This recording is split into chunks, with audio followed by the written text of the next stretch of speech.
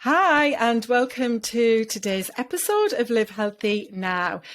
So I'm here today with a fantastic guest. We've just had an amazing conversation, which we probably could have recorded as the podcast itself.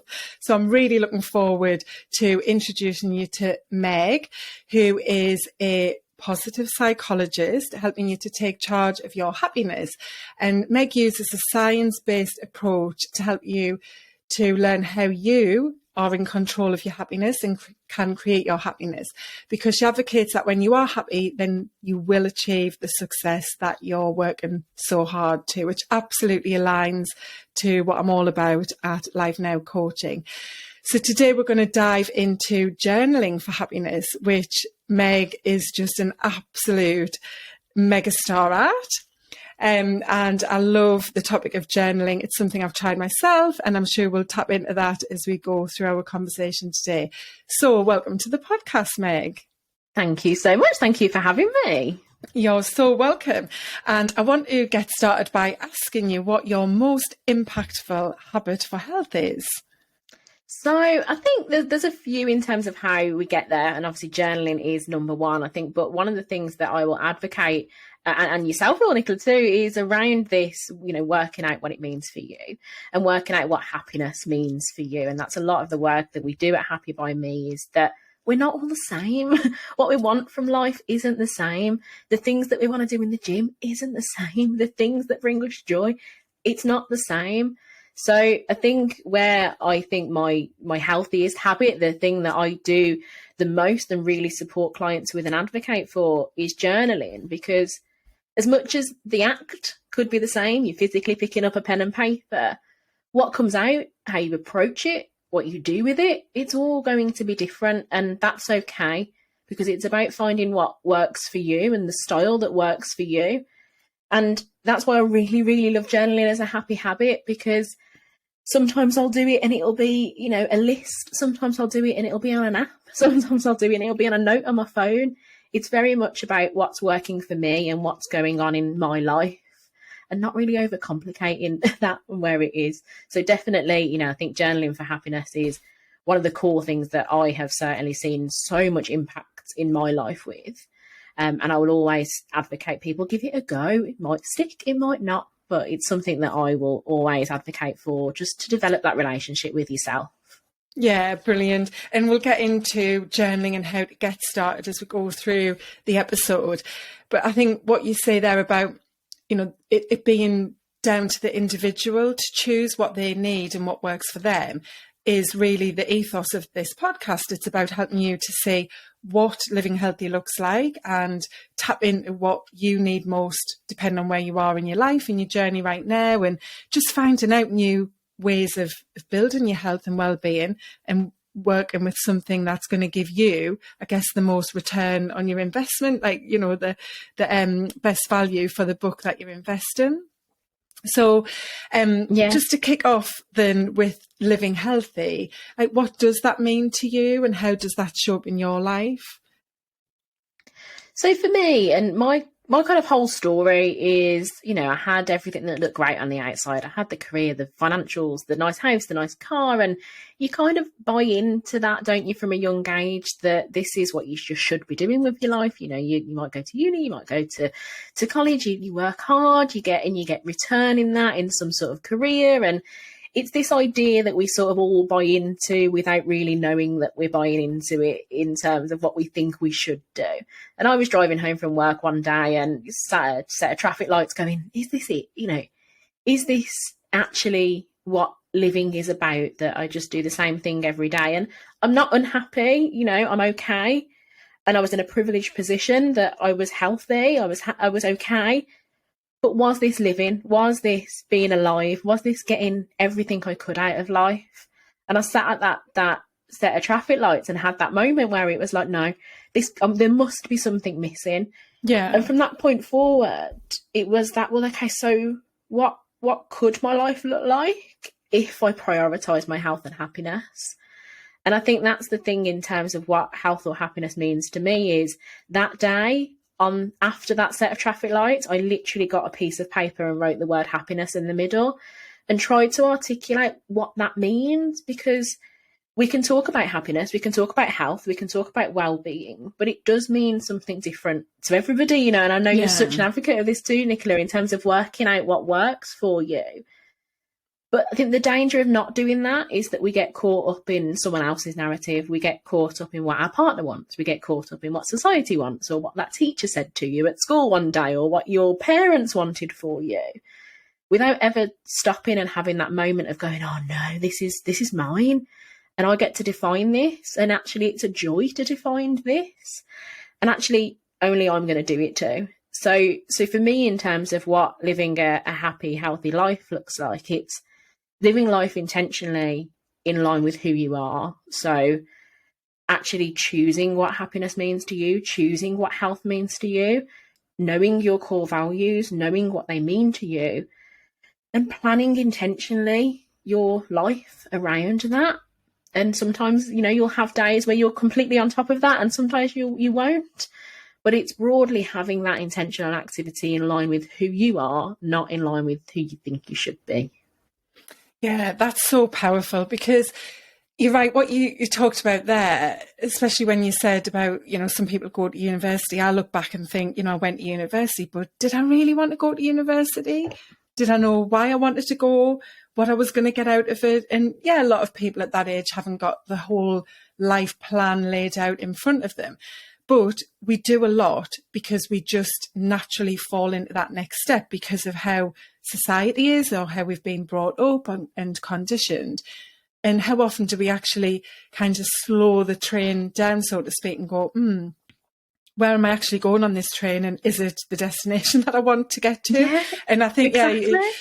What you spoke about with your story and the traffic lights, I think I was on a very similar route in my career, that I was just doing it. It was just life. You know, I was caught in that spin cycle. That's how I talk about it. And sometimes it takes something significant to happen for you to go, oh, actually, I don't want to keep doing it this way.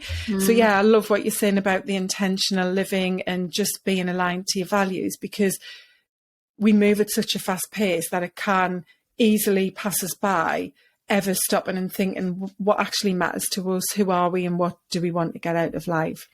Exactly. And, you know, we sort of taught that from school, aren't we? You know, I'm sure we all remember that career advisor who's got you know, they had a big book of careers that you could go to and were trying to work out what you'd do next. And it was all about this idea of being productive and being efficient. And it's a very Western, you know, societal thing in terms of you must know what you need to do and you must work hard to get there. And you get there and you're going, oh. Yeah, what's this about? This isn't what I signed up for. And it's you know, we're not taught those skills in terms of how to stop and how to think and how to reflect. And, you know, coming back to journaling, it's one of the reasons why I love it so much, because it's allowing you to explore those big questions in a space where it's quite safe to explore those big questions, and without having, you know, whatever method works for you. You know, when are you choosing a different path, or when are you choosing you and your values in your life, rather than, as I said, you know, getting stuck in somebody else's story. And I think when you do choose to go that way, it's really empowering, isn't it? That's how I've found it, and certainly with people I've worked with, is when you take that intentional step to get clear on who you are and what your values are and what you want out of your life, that in itself is so empowering that it starts building your self-belief and your confidence and your happiness, doesn't it? Oh God, absolutely. And, you know, it's, you know, I'm not saying this in terms of, you know, leave your job and leave your husband and, you know, go and live, you know, go and live your best life in the middle of a jungle in Bali somewhere. You know, that's not what I'm saying here. It is that, you know, by doing that, I think I was 24 when I had that sort of light bulb moment, that penny drop moment, or, you know, that when I was sat at that set of traffic lights. And I didn't set up Happy by Me for another 6 years, but it was those years that I really did prioritize my happiness. And it was around, well, who am I and what does that mean and what are my strengths, and actually how do I let that inform my career in terms of how I show up. And naturally then that does, like you say, it builds your self-confidence, it builds your belief, and then it means that I've got the psychological resources that I needed to be able to perform better. So, and that's one of the things that, you know, really sort of, you know, is a bit of, it grinds my gears in terms of how we're taught to live, because we're taught to live with success as the outcome and hope that one day it's going to give us happiness. And actually, if you prioritize your happiness, it will give you the psychological resources that you're looking for a traditional view of success too. It's going to give you more creativity, more innovation, more energy, because you're taking that time. And it's all about inputs and outputs. At the moment, we think we input success, it'll chuck out happiness, but it's definitely the other way around. And if the science of positive psychology is teaching us anything, it's that we're living backwards half of the time, and actually it is the other way around. Yeah, and I love the awareness that's starting to come out now about this, because I think we're hearing it from a lot of high performing types of people, especially athletes, who are talking about how, they were always focused on success, on being the best in their sport, for example, or winning a particular tournament or a medal at the Olympics. But then when they got that title, they suddenly thought, I'm not happy. But I thought that this was what was going to make me happy. And obviously we both talk about happiness not being an end result. It's not something that you get when you achieve X, Y, or Z. It's something that you can absolutely have every day. So on happiness, I'd really love to know, how do you describe what happiness is? Because I know it's very individual, and it's a word that we are seeing more and more now. And I think to some people it seems like a bit flaky almost. So, what is happiness? And I think that is, you've hit the nail on your head. It is whatever that means to you. So if I was to put a research hat on, everything I do is grounded in science. The scientific community won't use the word happiness. They call it subjective well-being, because it's a subjective experience. How you see it will be different to how I see it. If we were to ask ourselves how happy we were on a scale of 1 to 10, you could be a 4 today, you could be a 6 tomorrow, you could be a 3. It's subjective, because it is how we experience the world. So they won't even use the word happiness. And the reason that I do is, if I start, telling you about, how is your subjective well-being feeling today? It means nothing to us as human beings. It's not language that we resonate with. If I were to ask you, what do you want more in the world for your children, or people that you really, really feel, passionate and caring about, it wouldn't be long until you use the word happiness. So it's something that we all talk about. We all, if I asked you what you wanted for your kids, it's a really obvious thing. You know what? As long as they're happy, I don't care. Yeah. You'd expect that to come out of a parent's mouth, wouldn't you? But it's like, well, actually, what does that mean for you as their parent? But what's more important is, what does that mean for them? And it's trying to expand the language beyond happiness. So for me, I can only give you my own sort of personal definition of it. I can give you the scientific definition, which is, actually, there isn't one, because you can't measure it. And scientists love to measure stuff, and they can measure subjective well-being, they can't measure happiness. So, for me, it is living life intentionally in line with who I am. And for me, and any client that I've ever worked with, I can promise you they will have what I call a values triangle right in front of them. I can see mine right now. And it is about, so this is who I am. This is what's important to me. Am I living life in line with that? And for me, that's often the moment that people go, oh, hang on a minute. These are the 5 things that are really important to me. But in the last week, how much time did I spend in line with those things? And if you've got a disjoint there will be some sort of discomfort showing in your life. It might be a feeling of meh. It might be a feeling of ill health. There will be something that feels dramatically out of line, and you'll know it, but it's just facing that, what do I do about that? And that's that can be a quite isolating and quite overwhelming feeling. And it is that, that for me is what happiness means. Am I living life intentionally in line with the person of who I am? That person will change. The intent will change. But it's just a case of, actually, am I showing up as the person of actually who I am and not who I think I should be? So that's my personal definition of happiness, but I think it's a challenge for everybody to come up with their own. Yeah, that is a really clear explanation, and it's very similar to Dr. Rangan Chatterjee. I listened to his podcast and read his books, and that was something that really opened my eyes up, having come into this world new over the past 18 months. That I think I'd pinned happiness on it being as a result of like events and occasions and having things. And I was definitely living out of alignment to my values. I think I knew kind of what values I had, but I wouldn't say I'd ever done it as a real exercise and got clarity and then set the intention to understand those and live in that way going forward. And so when I did start to change things like coming out of corporate and building a new career, doing something that was very purpose led and I was passionate about, changing lots of other things in my life, that's when I really did have that penny drop moment with happiness, in that actually it's not about, you know, feeling happy because I've gone out for a nice meal with some friends, or I've gone to a concert, or I know I've just booked a holiday. Yeah, those moments give you joy, don't they? And it's excitement. And they do make you happy, but it's happiness is, as you said, something that everyone can have. And is that what you believe in and share in your community with your clients, that everyone can feel happy regardless of what their life circumstances are? Yeah, and you know, there is an element of privilege there in terms of, you know, we're not all living the same life. We've not all got the same resources, but you know, the only thing that you can control is your response. Yeah. And that's a lot of, you know, the learning there. And I'm not saying that that's the same for everybody. I'm not saying that it's easy for everybody. I'm not saying that, you know, everybody has got the privilege to sit at a set of traffic lights every day and go, actually, I'm going to choose something different. But I do think everybody has got the power to go, this is on me.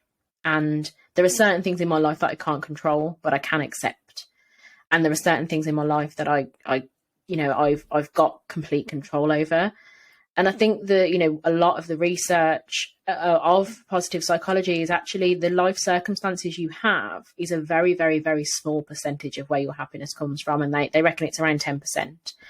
And I very much bought into, like you say, the external experiences are going to bring me happiness. And if you know no better than that, then you are going to do that and for me, it was career. And I would have told you, and Stephen Bartley calls this junk values. Yeah. I would have told you 6 years ago that one of my values were achievement. So I was there merrily thinking, well, in order for me to live in line and be happy, I'm just going to go and achieve more.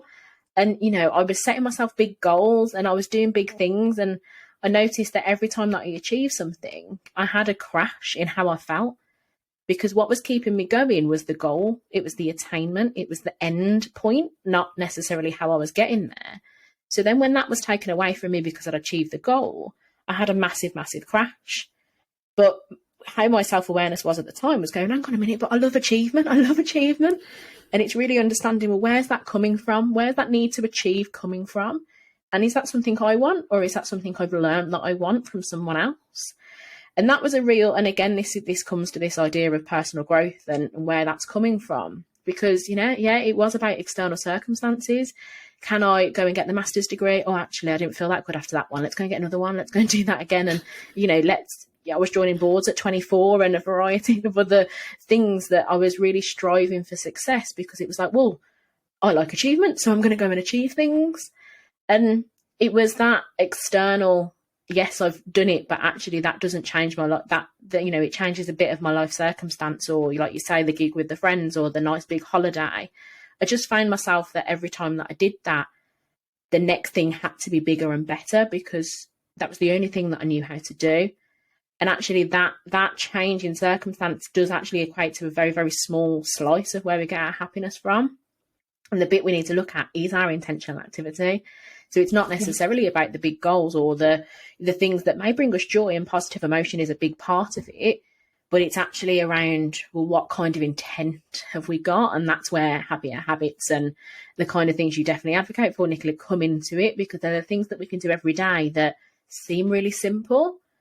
And often if we're feeling low mood or we're feeling as though, you know, we're not aligned, we're looking for a big complicated solution, and we don't need a big complicated solution. Actually, we can have a really, really simple solution, and we can have lots of little simple solutions that are going to make a much bigger impact than going to Bali and living in a jungle. It's nice. You're thinking of doing.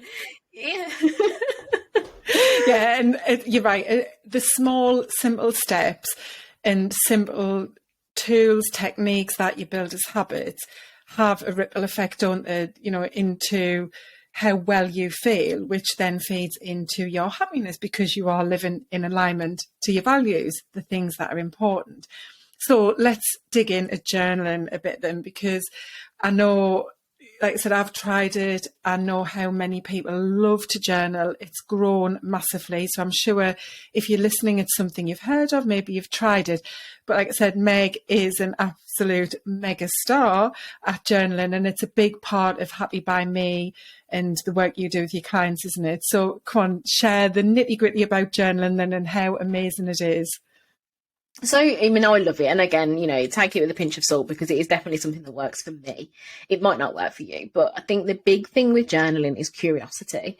It's not about writing books. It's not about getting your grammar and spelling right. It's not about making it look eloquent. It's just about being curious, having that curiosity for yourself and how you're feeling, good or bad. And often how I will start my journal. So prime example, this week, I have been getting to about 3:00, hitting a wall and just feeling so tired, to the point where I've genuinely had a nap every single day this week. And I'm going, so last night I was like, what's going on? Like, why am I not feeling well? My boyfriend had COVID. I was like, am I getting COVID? Like, what's going on? Like, I can really feel, just a, not a nice feeling in my body, and what's going on here? And that's how I started my journal. What is my body trying to tell me right now? And again, when I wrote that question, I hadn't got the answers. I probably still haven't got the answers. I'm not a doctor, but it's that, okay, there's something not feeling quite right. How can I be curious to what's going on there? And the art of journaling, so the act of journaling, gives that time and space to reflect in a safe way, to be curious to what's happening. And that could be, yesterday I had that about my health, and within 10 minutes I was going, oh, Meg, actually, you haven't drank that much water and your nutrition ain't been that good, and you haven't been outside for 3 days. So it's kind of not a surprise that your body's reacting in this way.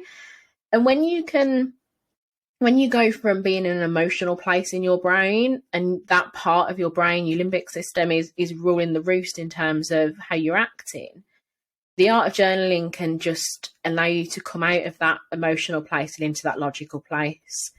Your emotional system hasn't got the art of language. Only your logical system, your neocortex, has got that art of language. So by journaling, you're forcing your brain into that place, which means you're coming in it from your human part of your brain, not your emotional part, which allows you then to look at it with language and go, okay, so logically, not necessarily emotionally, what's going on? Because emotionally, yesterday, do you think I wanted to cook dinner in a nutritious meal? No, I didn't. Do you think I wanted to change my environment and make sure it was clean? No, I didn't. And that was an emotional response to that, because I didn't feel well, or I didn't feel, I felt stuck. I felt in a mood. So by looking at that, going, okay, so what's going on in my life right now that is showing up in my body, and then realizing, well, yeah, actually, you've not been looking after some of the basics right now. That allowed me to logically go, all right, then come on, let's get moving. And I have what I call a reset hour, where I will make things easier for myself. So it might be that I might make sure my breakfast is made for the morning, or, the washing up's done, and my mug that I have a coffee with in the morning's clean and ready, and just making things easier. And that action was only as a result of being curious to what was going on in my life at the time. And that's why I just think journaling is such a powerful tool, because it allows you to approach your life with intent, which, as you know, is a really important part of my happiness, but from a really logical place where you can really explore with curiosity how you're feeling, what's going on, and act from that place rather than from an emotional place.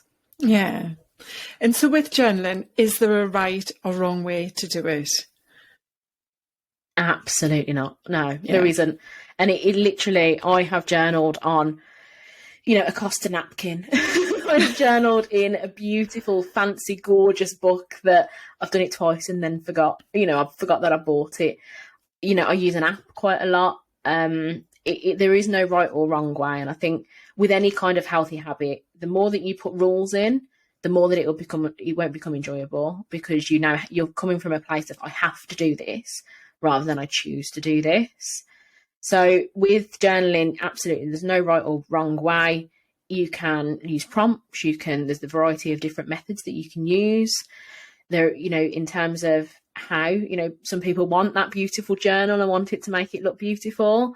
If that is in line with your strengths and who you are, and you're a really creative person and you get joy from that, cool.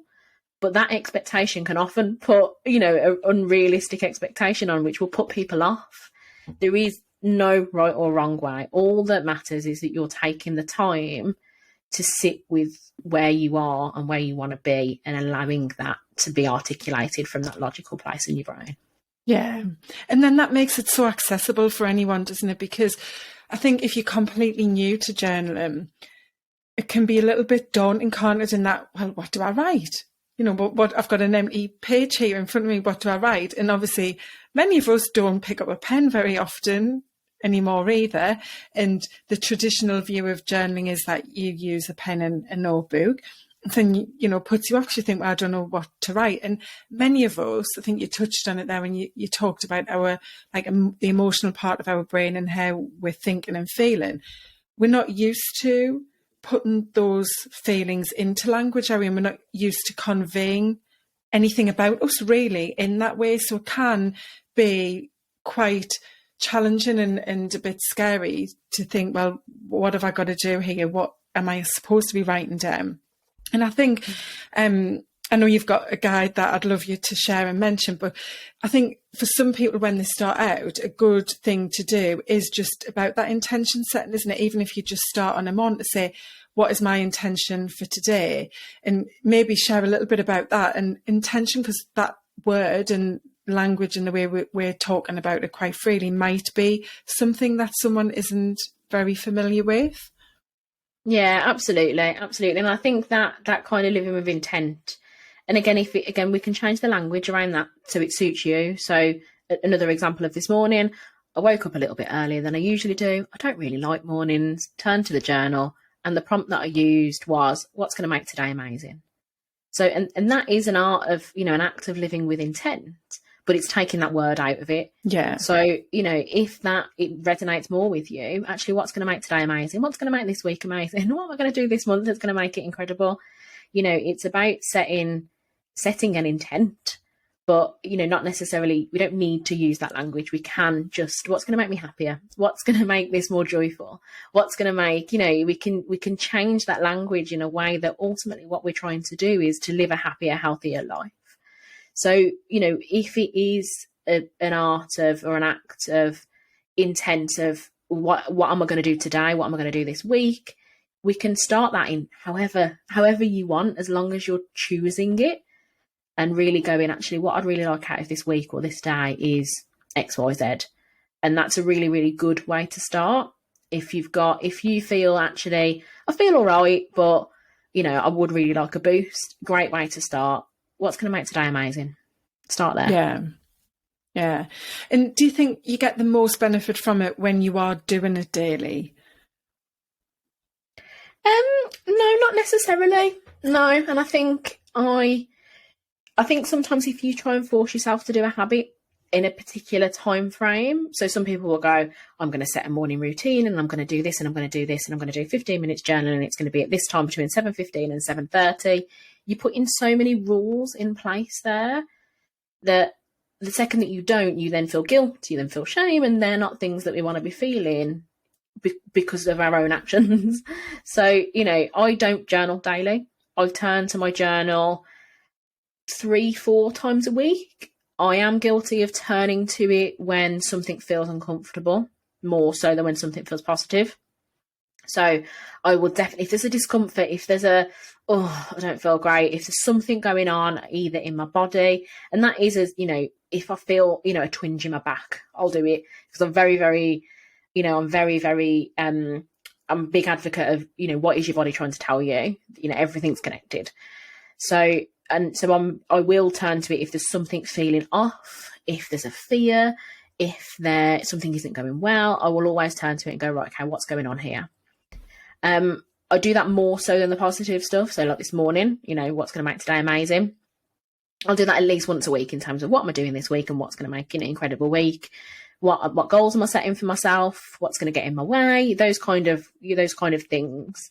But I would say that's probably 80-20 in terms of how I use my journal. It's normally what's going on in my life that I need to address or think of, in terms of where I use it. So yeah, I wouldn't necessarily mean it daily. And again, there's a lot of research to suggest that if we are doing the same things daily, it then becomes something we have to do. And actually the impact of that action isn't as great as if we do it when we want to do it. So if it works for you daily, good, but don't feel forced to do it. I would definitely recommend doing it when it feels natural rather than forcing yourself into a time of day or a frequency in a week. Yeah, very good advice, because that's what we're trying to help people with, is finding what works for them, what's adding value, what's making you feel healthier. And so if it is forced because you're trying to do it every day, but actually that's putting more pressure on you, then that's not contributing to good well-being. So I have heard research about the difference between journaling with a pen and paper or doing it another way, like digitally, or just in your mind. And I think what I've heard is that always work. It doesn't matter which way you do it. It's still a very beneficial process and habit to put in place. But there's something about putting the pen to paper and the way that your brain works when you write it down. So do you think that's a better way to do it, or in your experience, does it not really matter?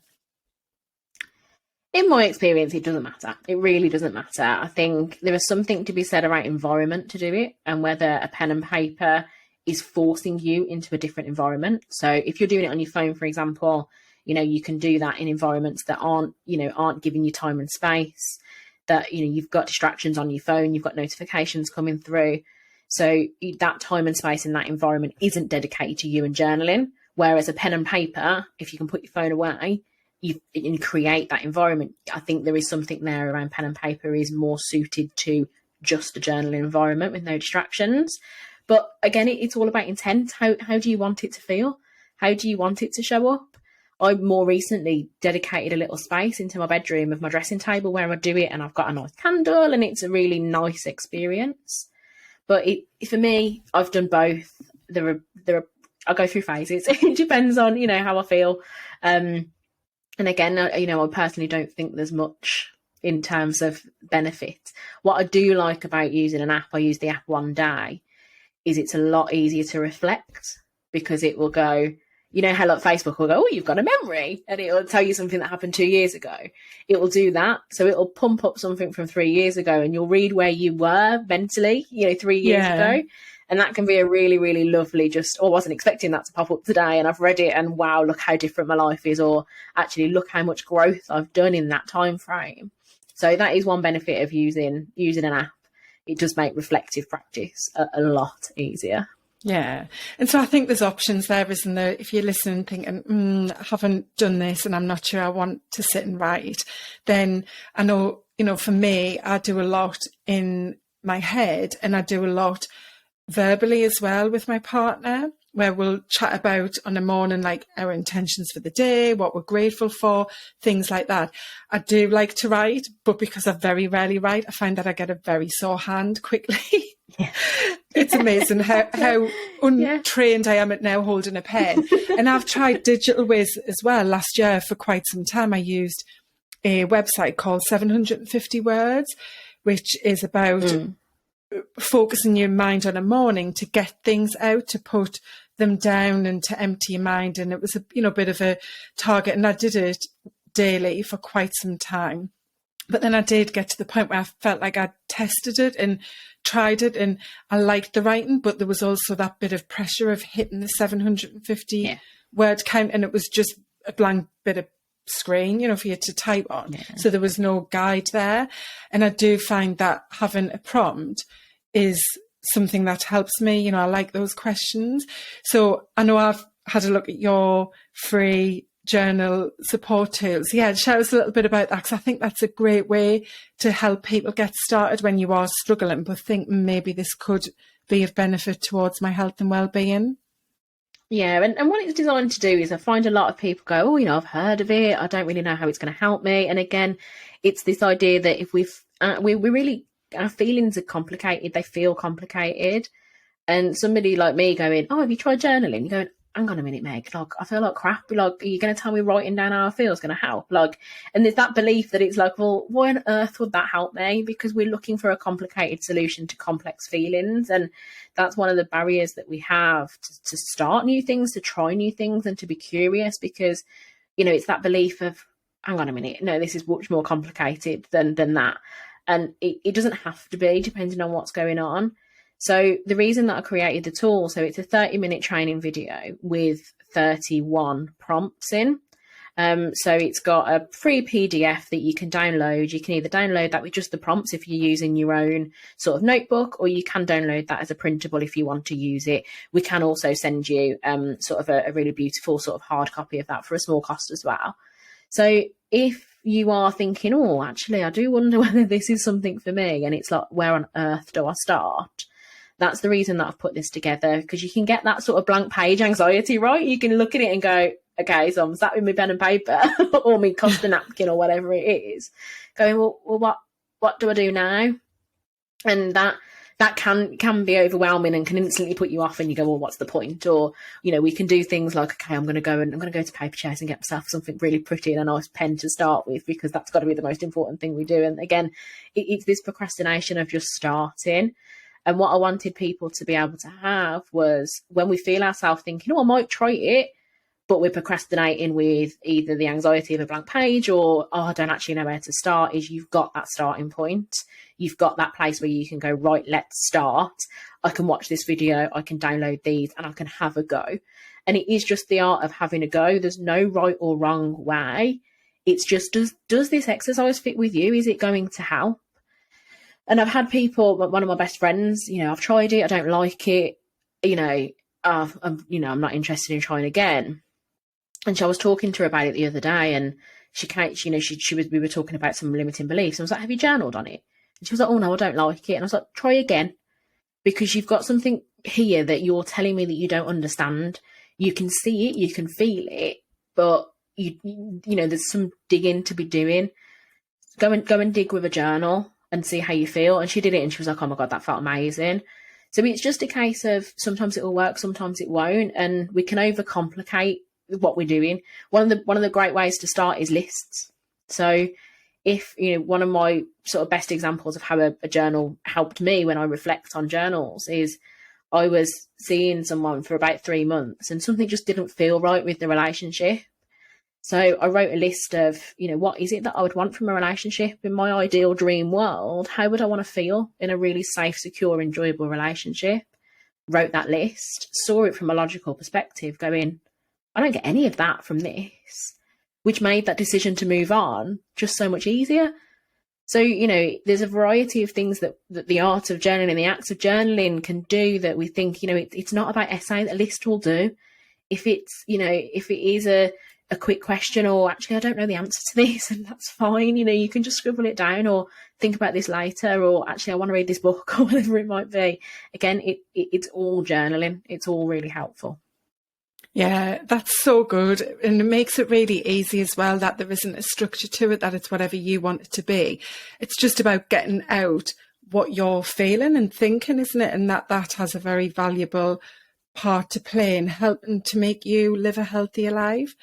So if somebody is thinking, I'm probably not as happy as I should be, this is resonating, I need to build a happier life, I'm not quite sure what that looks like, and you were going to give them a bit of advice to do something in the next 48 hours. Obviously, we've said journaling can be quite easy to start with, but just thinking about that happiness and what we talked about with like the intent and the values, and using journaling as a way to get more clarity on those things. What kind of one simple step would you give someone to do something in the next day or two? So I would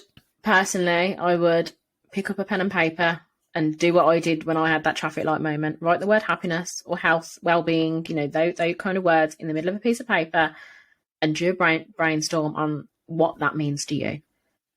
If you were your happiest version of yourself, who are you? And allow yourself to think about that. So a lot of people will say things like, I'd be helping people, I'd feel peaceful, I would be working a job that feels really meaningful, I would be spending more time with my kids, I would be able to pick them up from the school gates. And when you can see that objectively and go, okay, if I was the happiest version of myself, if I'm living life as me, as the happiest version, this is what it would look like. And then you can go, okay, so my last month, how aligned was I to that definition? And you won't be alone if you do that exercise and go, these are two different people. I've got me now, and I've got me as the happiest version of me.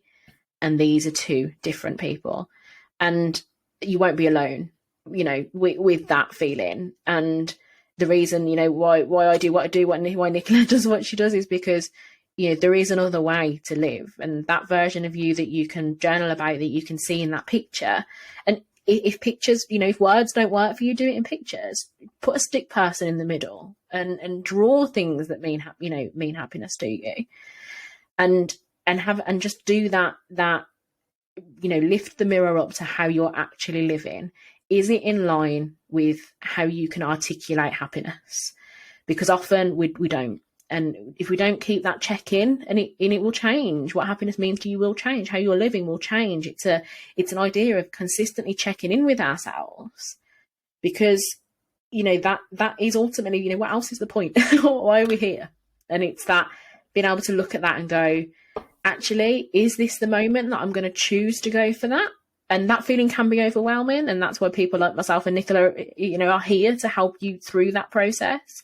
But ultimately, it's that choice of, if there's a gap between what I perceive happiness to be and where I am now, you've got a choice to go, I'm going to do something about that, or I'm going to continue until something tragic happens. We get ill, there's a big life event that makes us go, whoa, I don't want to live like this anymore.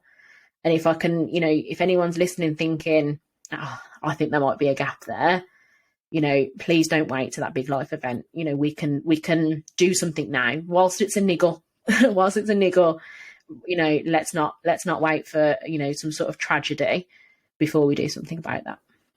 Oh, I love that. It's so bloody powerful. And it's such a simple thing to do, but does hold so much power. And I use something a bit different, but very similar. And I talk about this a lot on my social media, about getting to the end of your life and looking back and doing that as a visualization now of when you are at the end of your life, what would you need to have happened to be lying there thinking, yeah, I lived a good life. I was happy.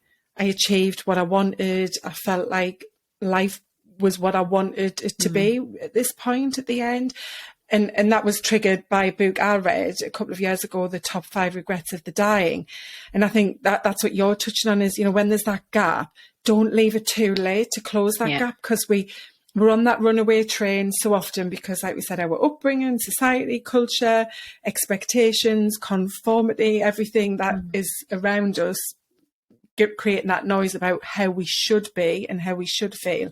But actually, a lot of the time that isn't aligned to who you are and what you want. So, take Meg's advice, bit of paper, pen, draw it down. I've definitely done it with the stick person in the middle before and just thrown lots of words around, because I'm not creative in any way when it comes to drawing and art and things. But it is really powerful, because that's when you start to go, okay, how do I make that happen? And that's that first little step, isn't it?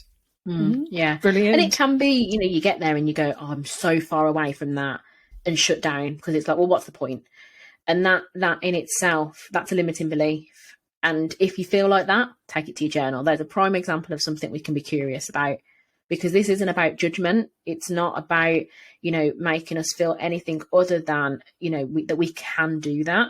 So if we're looking at curiosity and compassion, which are two things that we as human beings need more of towards ourselves, if you do that exercise and you go, bloody hell, there's a real big gap there, and ask yourself why you feel like that. And there's your first journal prompt. Why do I feel like there's a gap there? And that's about, again, it's being curious about our feelings and our emotions and where these beliefs are that we can start to create shifts with. And that's a lot of, what a coach like myself will do with people, is really understanding where our blockers are, the ones that are physical that, we need to overcome, but also the ones that we're putting there ourselves in our own belief system. But that's where an act of journaling can really allow yourself to be curious about what is actually going on. Is this true? Do I actually believe that I can't get there? Or is this something that someone else has put into my belief system? Or what will I have to do to overcome that? And those are the kind of prompts that, again, you can see and just go, right, okay, let's just be curious about why I feel like that. No judgment, complete compassion. Let's just be curious. Yeah. Yeah. Oh, amazing. I think this has just been absolutely fascinating, and so much amazing content and food for thought. So I really hope, if you're listening, you know, you've taken a lot from the podcast and Meg's expertise, because we have only got one life. That's the reality of it. And we all do want to be happy. That's the thing. Everyone is striving for happiness, but we just often go about it in a way that isn't going to achieve it for us. So taking that pause and that moment to think about it and get clear. It's the same as if you were going to book a holiday or even write your food shopping list. You work out what you need, why you want that, how you're going to get it. But we just fail to do that in the biggest part of our lives, which is the life itself, isn't it? Tell everyone then where they can connect and how they can get the journal prompt to get started if they're interested in that. Yeah, so my Instagram is @happy.byme. Everything you need will be there. I also have a free Facebook group, which is Happy by Us. Again, all of the links are from the Instagram page. So go and have a look there. You can download your free 31 journal prompts in a variety of different formats, depending on what works for you, and your free 30-minute training too. So if you're thinking about journaling, if you're thinking, actually, there is probably something in this that I want to have a go at, and you've got no idea where to start and you want some support, have a look there, and hopefully I'll get a little bit deeper into that, into how we get started and how it can help, and actually some practical tools as well to get you started if you have got a bit of that blank page anxiety too. So yeah, @happy.byme. Oh, fab. And I'll pop everything into the show notes as well, so that people can link straight to your Instagram page and the free journal prompts to get started. And I think you've inspired me to go back to it as well. I've got a little book that sits here to my right. I don't think it's been opened for at least a couple of weeks, but I must admit I do. When I, seen today on your Instagram, I saw that prompt about what would make today amazing. I thought, oh yeah, that's one I'd like to do. Sometimes I just see something and think, oh yeah, I'm going to pick the pen up and do that. So I think message to leave everyone with is, it's whatever you want it to be. There's no rules. It just really helps to get out what's inside out there, so that you can really reflect and use it to do something differently that's going to impact you in a much healthier way. So thank you very much, Meg. Definitely. It's been fantastic chatting. I've really enjoyed it.